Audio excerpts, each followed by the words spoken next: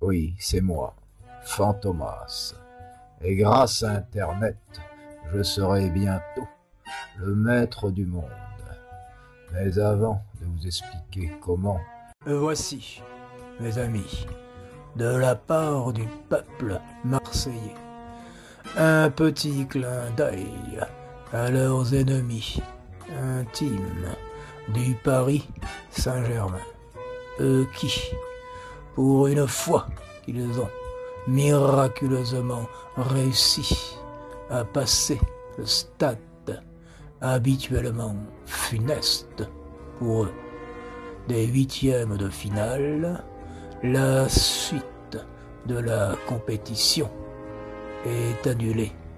Fantomas virus oblige.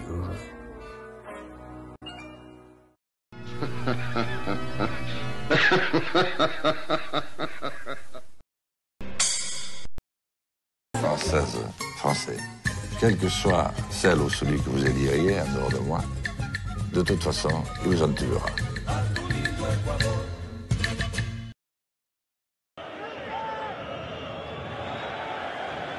C'est terminé. Terminé sur une copie parfaite. Une équipe de Titi parisien a donné la leçon au quintuple champion d'Europe. Le Barça, le grand Barça. Le Barça de la MSN. Messi, Suarez, Neymar, qui n'ont rien pu faire. 4 buts, un doublé de Di Maria, un but de Draxler, un but de Cavani. 4-0. Paris est presque qualifié pour l'écart.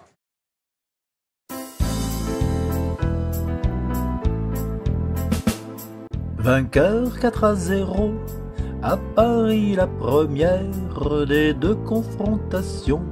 Sur deux ils arrivèrent, pensant qu'à la deuxième, le FC Barcelone n'avait aucune chance de changer la donne. Mais on a vite vu cette bande de tarlouses du PSG en panique sur la pelouse, tant qu'après à peine 3 minutes de jeu, Suarez a mis un coup de tête victorieux. Tempête de la remontée, la honte pour l'éternité.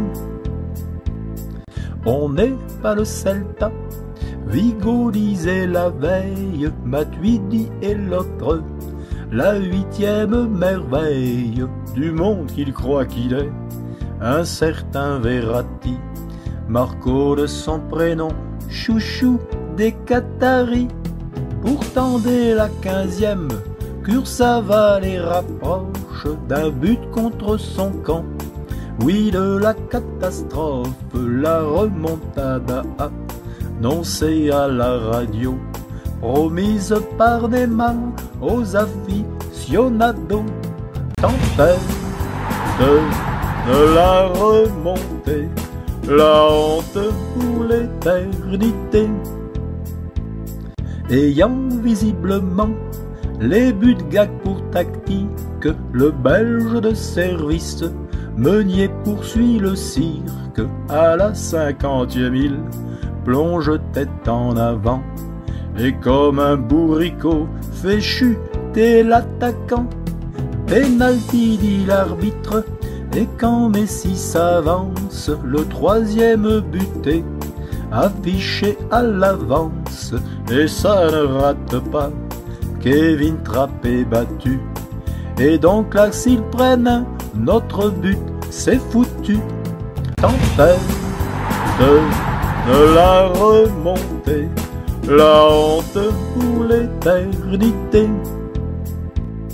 Mais c'est dans l'autre sens qu'alors les filets tremblent, tout Paris autour d'eux.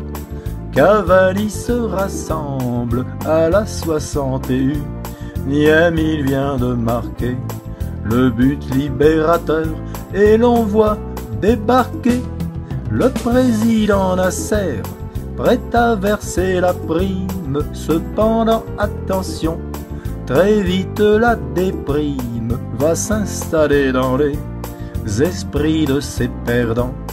Et ça commence avec un superbe coup franc.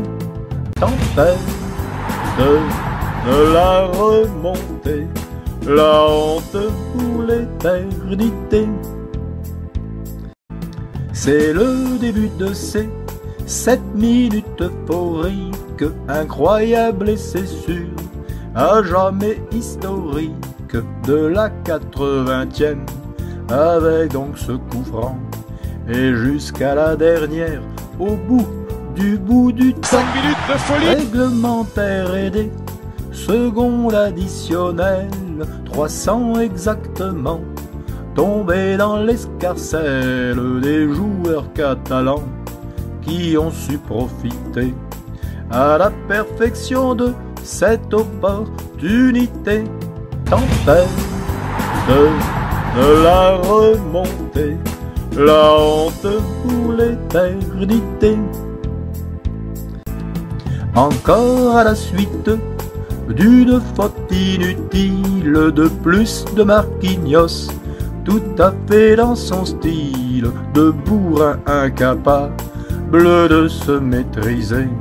Et c'est toute l'équipe qui est la risée du monde entier quand là, c'est Neymar qui transforme ce nouveau penalty. La tension est énorme car c'est la 91e minute et à nouveau il ne manque plus qu'un seul but. Tempête de la remontée, la honte pour l'éternité.